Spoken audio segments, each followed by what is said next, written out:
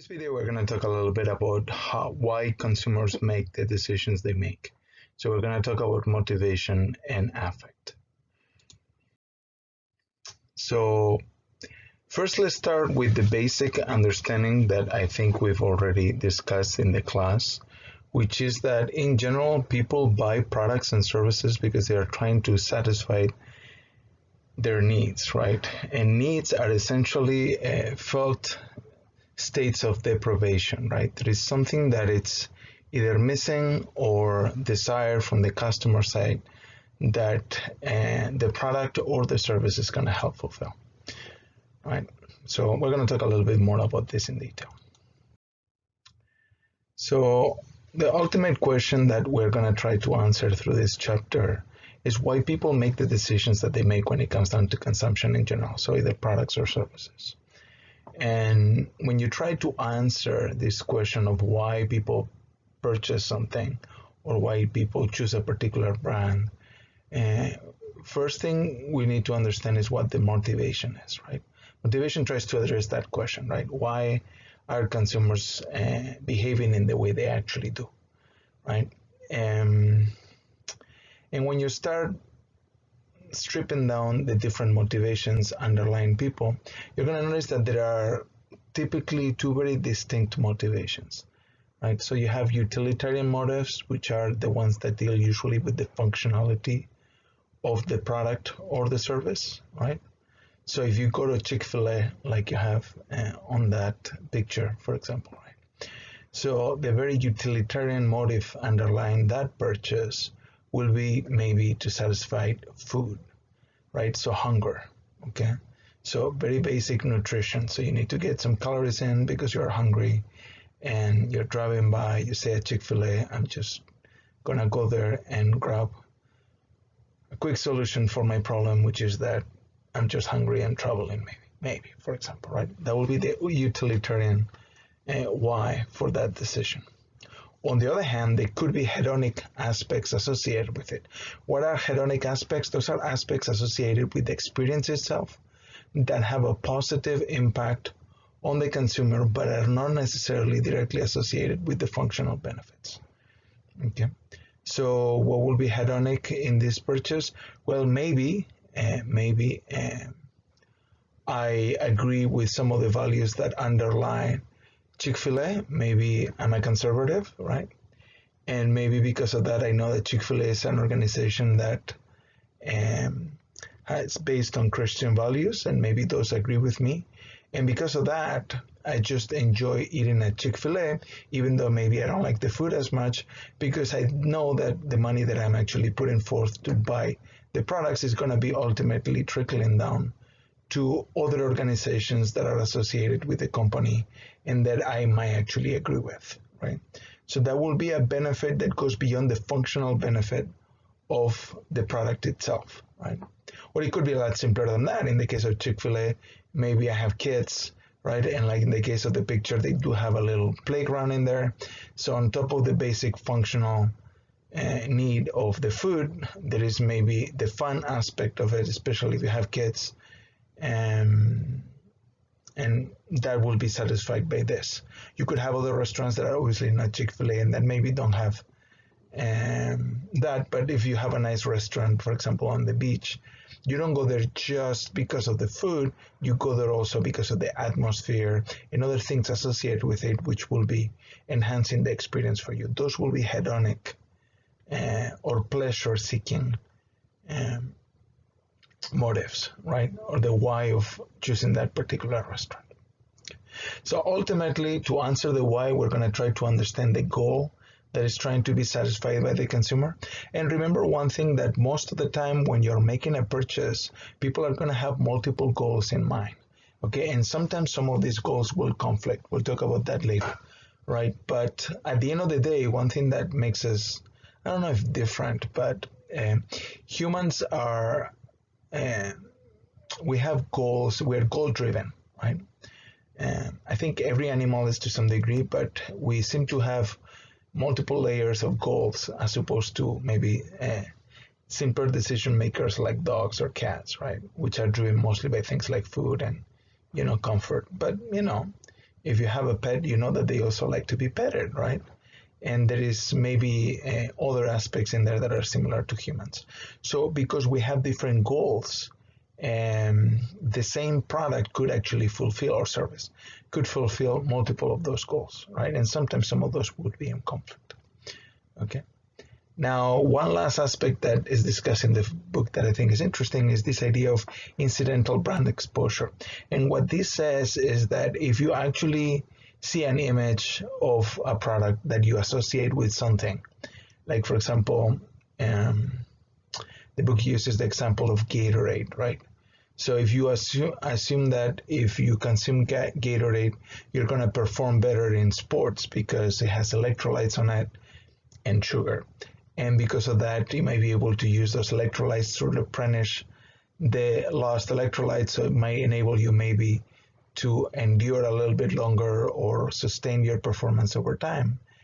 Just the fact that you see the image might make you perform better at sporting tasks. So if I ask you, for example, to run, I don't know, let's say a mile, right?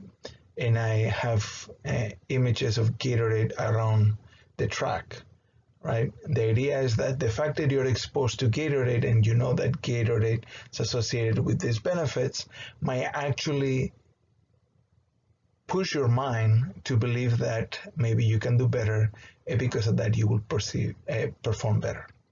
Okay. Now this idea of incidental brand exposures, there are multiple studies that show that there are some effects.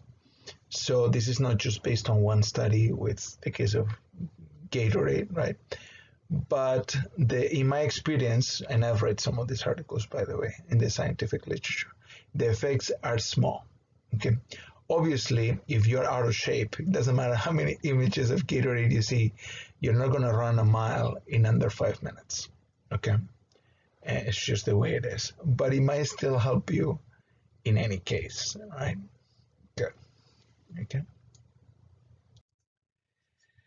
Now, when we're trying to understand motivations deeper, I want to discuss the two theories that the book talks about. Okay.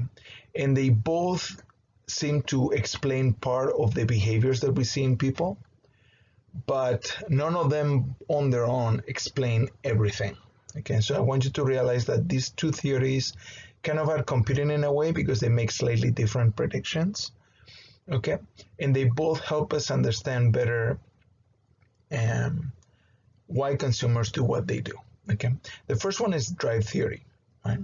And this is based on the idea that the reason why you actually do things, whatever it is, buy products, use products, get rid of products, is because there is this tension internally between what you want and what you have. Okay. So, for example, when you hear your stomach growling, it's because your body is telling you that maybe you haven't eaten sufficiently for that particular day or period of time, whatever it is, right? And the moment that you feel hungry, basically, what you do is you have this tension internally that makes you uncomfortable, that pushes you to find food so that you can go back to that balance point where you're no longer hungry, and because of that you stop looking for food. That stage of balance between your desires or needs and your state is what we call homeostasis. Homeostasis, it comes from the same state, if you know any Greek, I guess. So that means, you're maintaining a state of balance, okay, homeostasis. Now, this can actually explain many of the behaviors that you see, especially basic behaviors. Like I've already talked about food, but the same thing happens with mate selection, right? Whatever the heck that means, although this is not a class about that, but drive theory can explain some of the silly behaviors that people display in bars, etc. Let's put it like that. But you can also explain other things, right? Like, for example, this idea of retail therapy. What is retail therapy? Well, it's the idea that if you feel sad or unhappy all you need to do is go shopping and you will feel better. And the reason why this will work is because the act of shopping will enable you to enhance your perception of self-control. And because of that, you will go back to this even keel, feeling better state as opposed to being sad and unhappy. So just the fact that you go shopping can actually help you quench that drive for feeling good about yourself and takes you back to homeostasis, and according to this theory, it makes you feel better. Okay. Now, the difficulty with drive theory is that it does not explain everything that we see in the marketplace. And the reason why is because consumers oftentimes do things that are totally contrary to the drives that they feel, right? And if you're on a diet, you know exactly what I'm talking about, right? Why? Because your body is telling you eat, right? It's telling you I'm hungry. On the other hand, what do? You don't eat. Or if you eat something that, let's say that I want chocolate, right? Because I always want chocolate. But because I'm on a diet, maybe I'm going to eat a salad instead, right? And the reason why I'm doing this will be explained by, not by drive theory. Drive theory won't explain this. It will be explained by expectancy theory, right? And the idea of expectancy theory is that you basically do what you do because of the rewards or consequences associated with your actions, right? So I know that if I eat a lot of chocolate, what's going to happen with me is that I'm going to gain weight, right? Why? Because chocolate is high calorie dense food, right? Which is very tasty. And because of that, I'm going to eat a lot of calories, which obviously, if I'm trying to lose weight, it's not a good idea. And B, I'm going to eat a lot of it because it tastes so good that I want to keep eating, right? So if you follow expectancy theory, what I'm going to do is, because the goal that I have in mind is losing weight, I'm going to go against my drive to eat the chocolate, and I'm going to choose to eat a salad because of the external reward that I'm going to get, which in this case maybe will be, I don't know, I'm going to be able to date ladies that I think are more attractive because guess what? I've lost some weight, right? So what I'm doing is essentially I have a hierarchy of goals and I'm trying to line up the most important ones first, and based on that, I'm going to undertake actions that are consistent with those goals that I'm trying to achieve. Right? It's like, should I study or should I go with my buddies for a drink, right? Well, if you have a test tomorrow and you want to get a good grade, that's a big if, right? Then maybe you should stay and study, even though it sounds like it will be a lot more fun to go with my buddies and have a beer, right? By the way, I'm assuming that you are of legal age if you're having beer, right? So if you're under 21, substitute beer for, I don't know, your favorite beverage, right? Whatever it is. As you can see, I am actually on a diet. I don't know if it's working or not. Now, this idea of expectancy theory, right, explains some interesting effects in the literature. One of them is the placebo effect, right? And what this says is basically if you think that something is going to work, it will drive you to actually follow that behavior, and because of that, it might actually work, right? And this works with medication and it works with other things, right? It gives you confidence, or it gives you the impression that you're going to move forward. This is something that cannot be explained by drive theory, because drive theory is basically based on biological effects, and there is no biological effect in the placebo effect. That's the whole point, right? If you use sugar, we know sugar doesn't have any, at least positive effects for many of the diseases that are treated with sugar pills. Sugar pill is something that doesn't have any effect, except that it has some calories associated with it, right? But it doesn't have any medication that will help you. Like, for example, if you have pain, there's no painkiller on the sugar pill. But just because you think you're getting a painkiller, you will actually report lower levels of pain, even though there are no painkillers in your system. Okay, and this is something that cannot be explained by drive theory, but it can actually be explained by expectancy theory. Now, like I was talking in the beginning, we use products because they satisfied our needs, but it's very important to understand the difference between needs and wants. And this kind of speaks a little bit to hedonic versus utilitarian that I was talking about before, right? So a need, like I said before, is a state of felt deprivation, is that you are missing something. You need something that you don't have, and it could be something very basic, like oxygen, like we spoke in class, right? Or it could be something a little bit more complex, right? Like, for example, you need to belong, right? So maybe you move to a new city, new school, you don't know anybody, and you're feeling sad, right?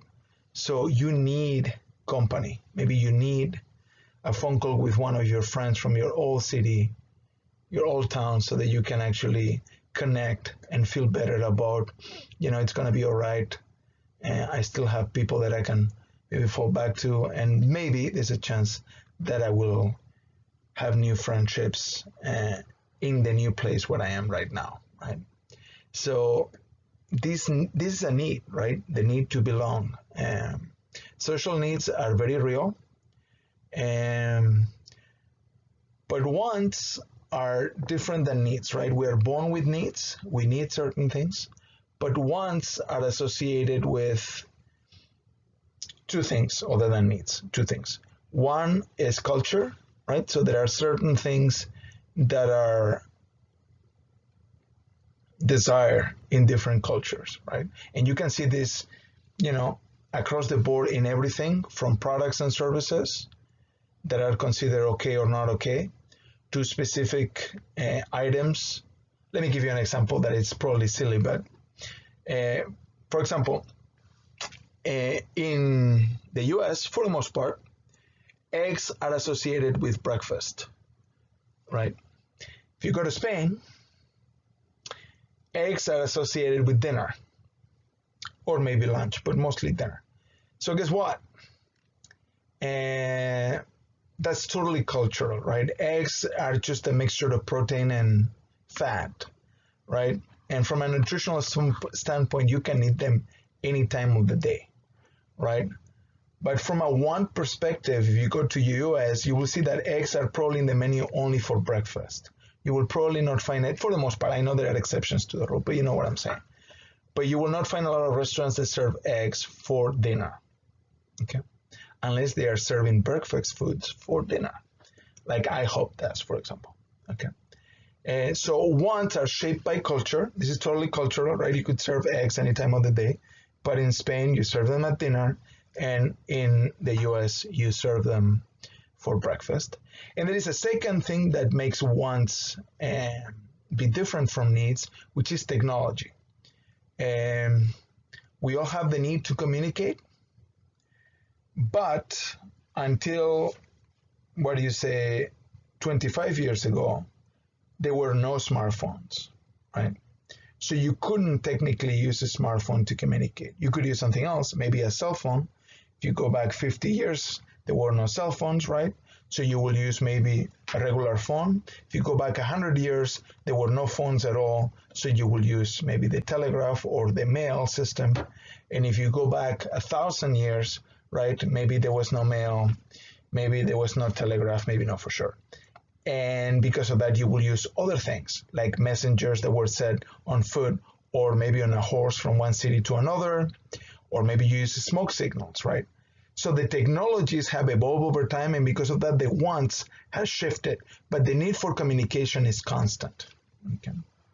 Now, when we're talking about needs and what the product provides for you, those wants, which are the need plus culture plus technology, it's going to be able to satisfy multiple aspects of your need spectrum, right? Some of those aspects are going to be utilitarian, right? And remember, what is utilitarian? It's essentially functional, okay? Something that is going to fulfill some basic functional need, like, for example, nutrition, very objective, right? And then there is the hedonic aspect associated with it, which is usually a pleasure-enabling function, something that you like, something that, let's just say, you get a kick out of, whatever that means, right? So when it comes down to restaurants, maybe you like sports restaurants, right? The food might be about the same, but you actually like to watch a game while you're eating. Or maybe you like, I don't know, family restaurants if you have kids like me, right? Because you want maybe an atmosphere that will be more conducive to have a conversation with your kids while you actually eat, whereas in a sports bar, maybe it's too loud, right? These are hedonic aspects of the consumption, right? That might actually vary from occasion to occasion, right? So if I'm going with my buddies for a drink, I might want to go to a sports bar. But when I go with my family, maybe I would prefer a family restaurant, right?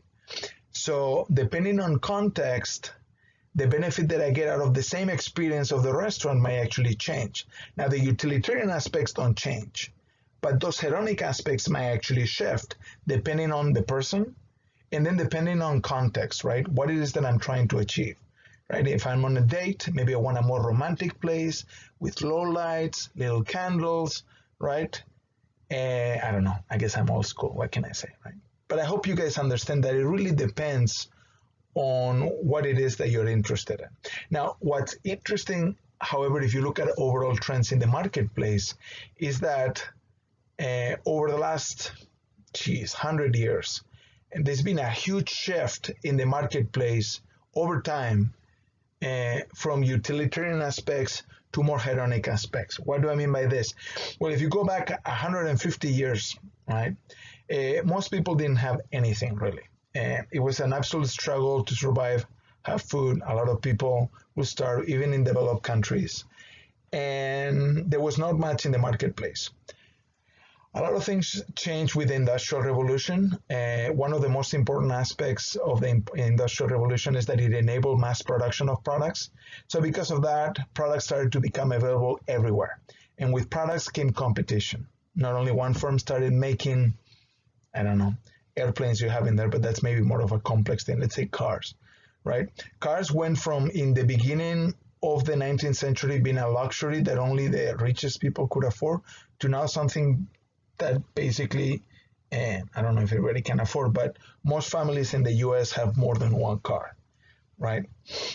So it has become a commodity, something that everybody has. In the moment that that competition happens, you start shifting for basic functional attributes, which is, a car is something that takes you from point A to point B, to shifting to other more experiential aspects of the product or service, right? So you go from looking at the car as, a mode of transportation to maybe a way of expressing your lifestyle.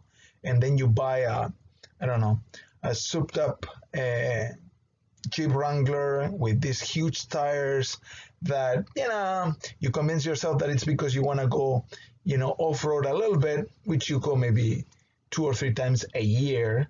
But it's also to express the fact that, you like going hiking and, you want maybe other people to know. And it kind of gives you a sense of control over the environment, right? Those are all hedonic aspects of the product, okay? So unless you're, somebody who works in a capacity that needs these extra functional benefits of the car, they will just become purely hedonic for you, okay? Something that you do for fun. It's kind of like on top of the basic stuff. And this is now commonplace. If you're selling a product usually just based on functional attributes, you're going to have a heck of a time selling it because there are so many products in the marketplace. This was not true 100 years ago. Okay, there were very few. Because of that, you could sell just on functional benefits. Now, the hedonic aspects have become very, very important. Now, when you're talking about motives, like I said before, oftentimes you have multiple motives that are associated with any consumption experience, okay? And, I've talked a lot about food because it's something that, we have to do, right? You have no choice. You don't have to buy a car, but you do have to eat, right? And not only you have to eat, but you have to eat frequently. Let's say, 2 to 4 times or maybe 5 times a day. That's many consumption opportunities over a life of somebody like you who is about 20 years old, right? So in a situation like that, you're going to have multiple aspects that might confront each other, right? So imagine that you're hungry, right? You want to eat.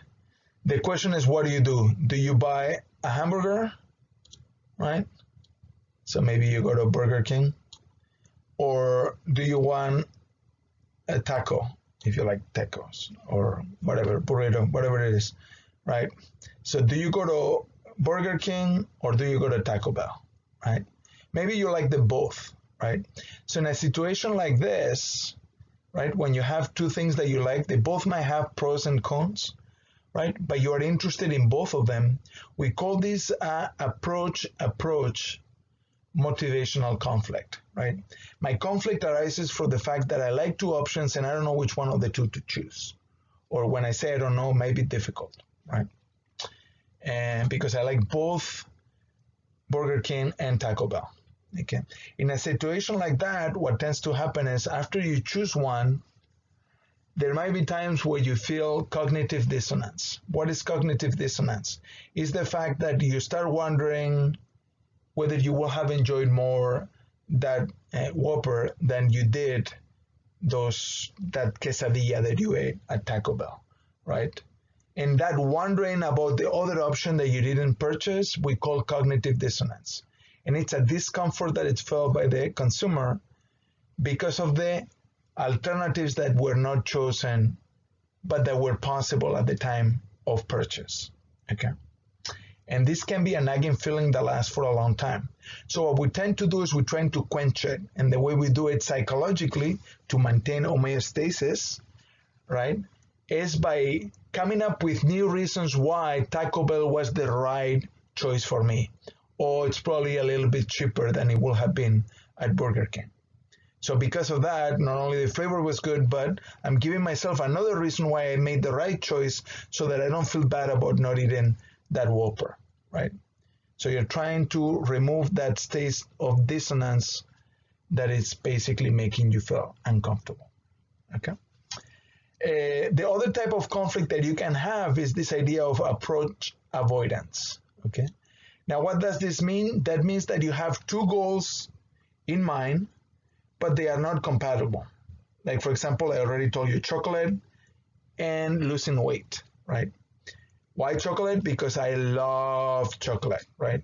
I know in the picture there's ice cream, but I'll be honest with you, I'm not a big ice cream fan. I'm not. If it's ice cream, it's chocolate ice cream maybe. Nah, even that, not a big fan, right? But if there was chocolate in here, right? Yeah, this is one of my pet peeves, right? I always trying to lose weight, but unfortunately I really like chocolate, right? So you have two goals, right? On one hand, I really want that chocolate because I like it. On the other hand, I know that if I keep eating chocolate, I'm not going to achieve my goal of getting under 200 pounds in my case, right? And so it's a struggle, right? You have two goals that you're trying to achieve. One might be more short-term, one more long-term, or maybe they are both the same term. Usually there is a difference between the two. Usually in my experience, you have more short-term versus long-term goals. And we tend to favor short-term over long-term. This is why it's so hard to lose weight, okay? Because you have this conflict, motivational conflict. Anyway, good. And finally, you might have a situation where it's avoidance. This happens sometimes. This is when you are between a rock and a hard place. This is where you need to choose two options and you don't like any of the two. Like in the case of a car, maybe your car breaks down, right?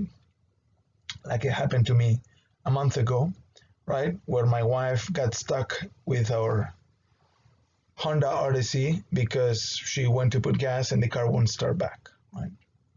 So in a situation like that, you have two choices, right? You can try to fix the car, which is expensive, and I don't want to do because even if I spend the money, I don't know if it's going to happen again or not. By the way, I'm not a mechanic, right? So I don't know if they did a good job or not. And I know it cost a bunch of money. On the other hand, I could also buy a new car. The problem with buying a new car is it's even expensiver. I know that's not a word, right? It's even more expensive, right? So because of that, I'm in a situation where both options that I have, I would like to avoid altogether, right? I wish the world were different, the car was running, but that's not the case, right? So what companies are going to do in a situation like that is try to give you reasons why the option that they're trying to sell, it's more appealing to you, Like, for example, if you're a car dealership, you might want to emphasize the fact that you have 0% interest rates on your loan. So yes, it's going to be expensive to buy a car, but you're not going to feel it that much because you're going to be able to pay in 60 comfortable monthly payments. And by the way, you don't need to pay the first month. So even this month, you're not going to feel it. And we're going to give you 0% interest, which will be nice, right? Anyway. So all these kind of motivational conflicts are going to appear all the time, and the reason why is because, like I said before, we have multiple motives all the time and multiple goals that are associated. So now I'm going to talk about two ways of classifying needs into different groups, right? Groups of needs, because like I said before, we have a whole host of needs as human beings, right? And I will talk about the Maslow pyramid in the next slide, which I'm sure you've been exposed to. I hope you've been exposed to. It's one of the most used pieces of scientific research in many subjects, right? And it stems from sociology. But anyway, and I'm going to talk a little bit about Murray's work. And what he did is he basically looked at about 20 different needs, and he clustered those needs into groups that basically will show up together. And what was interesting is that these needs explain a lot of the behavior that people engage in. This was not necessarily in a consumer setting, but it applies both to everyday life and consumption opportunities, right? So those clusters of needs that are probably the most important ones you have here. First is autonomy, which is the need for independence, right? You need to be able to be free to some degree to make your own decisions, right? The next one is dependence, which is, if you ask me, a made-up word, but I could be wrong. And that means feeling free from criticism, right, from others, again, in a group environment, which we always are to some degree. And next, we have play, right? This is associated with hedonic consumption, by the way. But play is essentially the need to engage in something that is pleasurable or fun, okay? Not for functional reasons, by the way, okay? That's why most sports and games don't have an actual functional attribute associated with it, right? Think about things like football or basketball. I mean, what's the point of putting the ball through the hoop? There's no point to it, right? But it's just fun because it's challenging. Good. And, you know, when it comes down to specific needs that are particularly important, you have need for affiliation. Again, this is social need, right? You need to feel like you're part of a group or groups. Okay, this makes you feel good. You need this. You cannot be isolated on your own. Okay, then there is also a need for power. And when I say power, I'm not talking necessarily about political power. It's usually associated with power over control of the environment in some way, right? So there is this need for us to feel proficient, like, you know, we can do stuff. And this is need for power, right? So this is why you buy a sports car, because it enables you to, you know, travel really fast and take corners fast, right? That's what I mean by power. I'm not talking about, although political power is very similar to this, but it's not the only case. And then the last one is need for uniqueness. It's something you can see in the marketplace a lot, right? This whole push for creating unique products that enable you to express your personality and who you are. Like I was mentioning before, Maslow's work is being widely published and used outside of the original sociology work. So what it does is it classifies needs for human beings in general. Like I said, needs are universal. Everybody has the same needs, right? And it basically tries to stack them into a pyramid such that the idea is there are some needs at the bottom, and those need to be satisfied first before you can start working on the ones that are on the next hierarchical level, right? So you can see how at the bottom we have physiological needs. These are things that if you don't have, you will literally die, right? You cannot, you know, survive. So water, food, you need to sleep, right? Sleep deprivation is a technique that is used sometimes for trying to get information from prisoners, right? Because it's so hard psychologically not to be able to sleep, right? So you physically actually need it, right? And then from there it goes to safety, right? So you need shelter. Now, to be fair, the order of some of these levels, I would say, is questionable, right? So, for example, shelter oftentimes might come before food, right? Because if it's really cold outside, food will not be very useful. You can, live without food for a long time.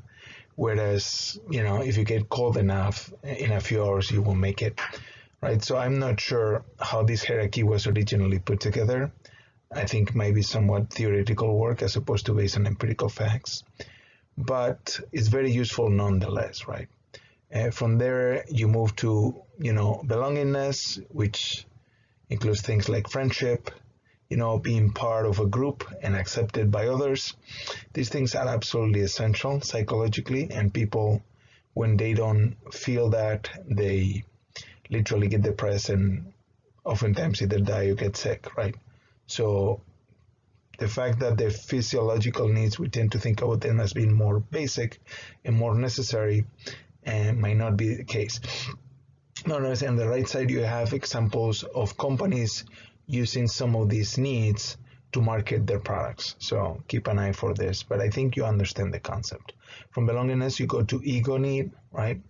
So maintaining your status within society, things like prestige, accomplishment, right? So maybe you're a doctor, right? And maybe you don't make as much money as maybe you could make in other fields, but the fact that you're a doctor, it carries certain social status associated with it. And because of that, maybe, your ego is lifted a little bit and, the economic aspects maybe become secondary in that situation. Okay. And then finally you have self-actualization, right? It's the idea of fulfilling yourself as a person, becoming the best you can be. And of course, you're working on this throughout, but it becomes a lot more salient once that you have, food, you have safety, you have friends, and then you start making sure that, you become the best person that you can be, right? Okay. So the idea of Maslow's hierarchy of needs is that, you go through some of these layers. You don't need to fulfill all the needs in each layer to move to the next one, but you need at least a basic level of fulfillment for each level. Otherwise, you don't move to the next one. Okay. Good. Then we've talked about motivation. The second thing that I want to talk about is affect. Now, affect is interesting. It's associated with emotional responses that are, if my understanding is correct, it's mostly based on the more primitive side of our brain, our limbic side of the brain. And these are very innate responses, oftentimes, to situations, objects, and people, right? So first, let me say that we are judgment machines, right? And we do judge objects, situations, and people extremely fast. Within a blink of a second, you literally can tell whether you are in danger or not. Okay, so if the situation is very dangerous or potentially can cause a threat to you as a person, you can tell that almost instantly. So you can evaluate the situation really quickly.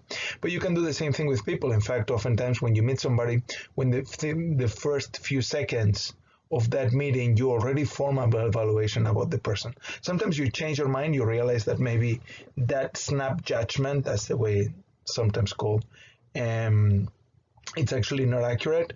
But the amazing thing about your brain is that it's capable of making these really, really quick evaluations, and we do so almost effortlessly. In fact, a lot of our well-being is based on being able to make these evaluations, right? So this is kind of like a built-in response. In fact, a lot of the motivational work, some researchers will say, is just excuses that we give ourselves of why we did something, and we really don't have a good story. We just make up that after the fact. We just go with our gut, right? You probably heard that expression, right? A gut feeling. These kind of evaluations are what oftentimes drive us to buy a product versus another one, or to endorse a brand versus another one, or to like one person versus another one, right? So evaluations are balanced judgments that we make about objects. And when I say objects, I'm talking from a technical perspective. So that includes people, brands, services, pretty much everything, right? So we make evaluations, and those are balanced in the sense that they are either positive or negative, right? And like I said before, we are capable of doing this really quickly and with very little information. Okay, mood, it's an overall state that is either positive or negative that doesn't seem to have a very clear direction, right? So when you're in a good mood or in a bad mood, right, that affects everything that you do, you know, and the way you talk to people, the kind of things that you are interested in doing and not, and also the way you evaluate products or services, right? And moods are interesting because they don't have a clear goal, and they affect all your decisions and actions, right? So being aware of your moods seems to be an important thing. So if you are a researcher, you would like to be able to measure the mood of the customer just to know if negative response might actually be not because of your product, but maybe because of a mood, right? One thing also, moods tend to be of moderate intensity as opposed to some of the other emotions that I'm going to talk about in a minute, okay?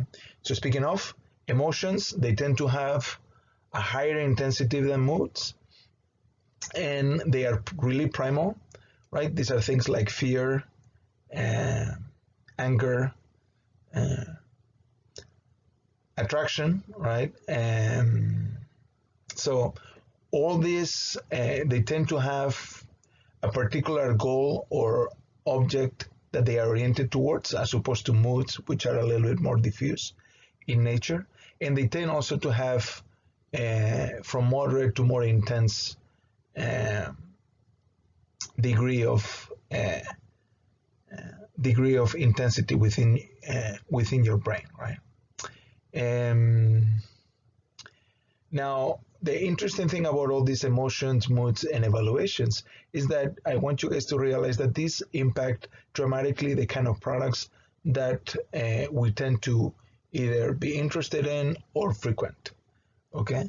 And you can leverage both positive and negative emotions and moods from a marketing perspective, right? So you have, for example, a trend that has become somewhat popular, not that recently, but let's say in the last few years, which is the idea of advertising, right? Which is leveraging this maybe more negative or maybe more sad emotions that we feel oftentimes to tell a story, right? Telling a story through an advertising is a very powerful thing because remember, people tend to remember stories. They are more likely to get engaged with the ad if it actually is telling a story as opposed to just, showing something. And advertising is the idea that usually you leverage this negative or sad emotions. And if you're a good storyteller, after you go through the negative emotions, you probably will remove them from the picture by getting some sort of catharsis, some sort of resolution to that sadness, right? Typical commercial of this will be a Budweiser commercial where you have a little cute puppy dog, right? That, kind of establishes a friendship with a horse. And, he gets really sad when the horse goes away and, then they reunite and everybody's happy, right? So you're telling like a little story. And like I said, first you leverage these negative emotions to get people involved in the story. And then hopefully you get to a point of resolution where that sadness goes away. Otherwise, the sadness can transfer to the brand, and that might not be necessarily a good thing. Okay. And mood congruency is a similar idea of what I was talking about right now, which is if you are in a negative mood, you are more likely to evaluate a product or a service more negatively, right? So you need to be aware of this idea of mood congruency, right?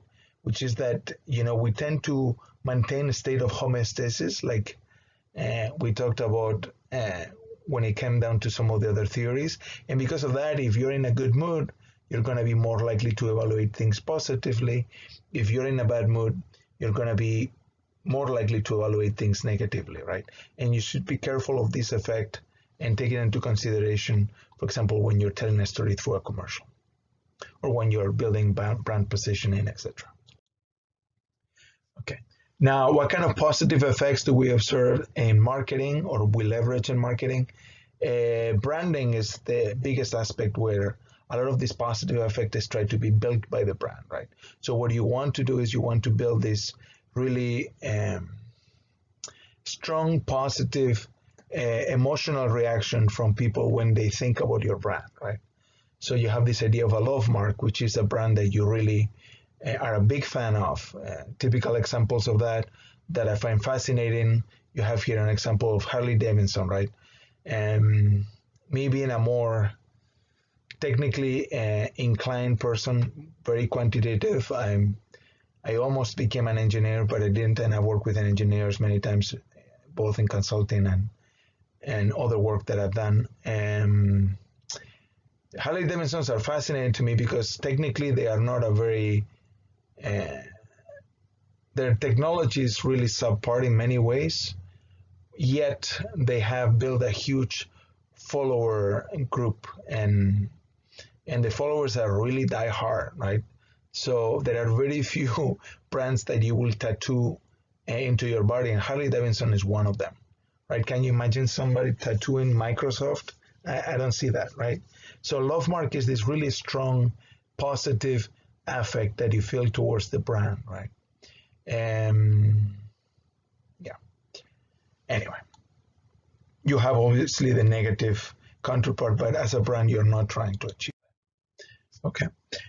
You also have negative affect, and this is equally intuitive happening with consumers. And believe it or not, you can also leverage this, right? So what you can do, if you remember when we were talking about learning, there is both positive reinforcement, but there is also negative reinforcement, right? So you can actually work on that scheme that we talked about, and you can maybe remove the negative aspects of a product or a situation, right? So if you're, for example, a pest control company, you can, build the disgust around the pest, right? So you can show the bugs in a very realistic and maybe gross sense, right? And then after that, you remove it. So it's the removal that provides the positive affect that will show up because you're removing something bad. In this case, it will be disgust. You can do the same thing with envy. You can do the same thing with guilt, right? These are all naturally occurring emotions that we all go through, right? With guilt, typical examples of this will be diet products, right? Like guilt-free chocolate, right? Because it has no sugar and it's low fat, right? So it's guilt-free, right? Same thing with embarrassment and group dynamics, right? So emphasize maybe the fact that if they buy your product, they will be accepted by their peers, right? So they will not have to be embarrassed because maybe it's mainstream, right? Which may or may not fit with the story of your brand. Now, what's interesting, I think, is how a lot of these emotional aspects have been captured by online media, right? So we are in a world where everything is just going online, everything is becoming part of the network, and a lot of the companies that have built around social networks, they essentially work with a lot of these emotional aspects and motivational aspects, right? So you have the likes and love buttons in Facebook and Twitter, etc., right? So we are witnessing to some degree this idea of the happiness economy, right? Where maybe you don't pay directly for products, but what you're doing is you're trying to capture eyeballs, right? And track information and see what people like and dislike. In fact, there are some companies, for example, tech company, there are some companies that don't do traditional market research anymore, right? And what they actually do is they leverage the fact that consumers are providing feedback to companies if they listen all the time in social networks, right? So you have reviews written by people, right? Where they tell you specifically what it is that they want, what it is that they like and dislike, and you can leverage this actively to create new products, right? And the way you do that, at least one of the ways you do that, is by translating those words that you have in the reviews or the comments on Twitter, Facebook, Amazon reviews, right? Into numbers that you can actually analyze. The way you do that, one of the ways, is called sentiment analysis, where you can feed some sort of equation, to a computer, and all this textual data. And what it does is, maybe by leveraging some keywords that are clustered together in what you will call a dictionary, it can score each of the reviews and tell you whether they feel positive or negatively about the product, and what aspects are positive and what aspects are negative. So you can actually build a database from these tests that you can get literally tons and tons of reviews from. And based on this, you can evaluate current brands, but maybe even more importantly, you can develop new products and new brands that are taking into consideration the feedback that consumers are providing via their social networks. And the fun thing about this is that, to a degree, this is almost free. Nothing's free, right? You need to create the systems, but you can actually you can download a lot of this data using APIs, for example, from Twitter or from Facebook, although some cases you might have to pay for it. But in other cases it's free, and you can just take all this data, crunch it, and pretty quickly get results and try to just improve your product or build relationships with your customers. And by the way, fun fact, when I worked on my dissertation, 14 years ago, this is the area that I actually did, right? Techniques that enable you to convert textual information into numbers. And at the time, nobody was interested in it, and everybody was telling me that it was not a marketing thing. And now every big company, Google, Amazon, Apple, they are all working on this. In fact, they've been working on this for years, right? Anyway, I think that's all I have to say for now. We're going to go to part 2 in a minute.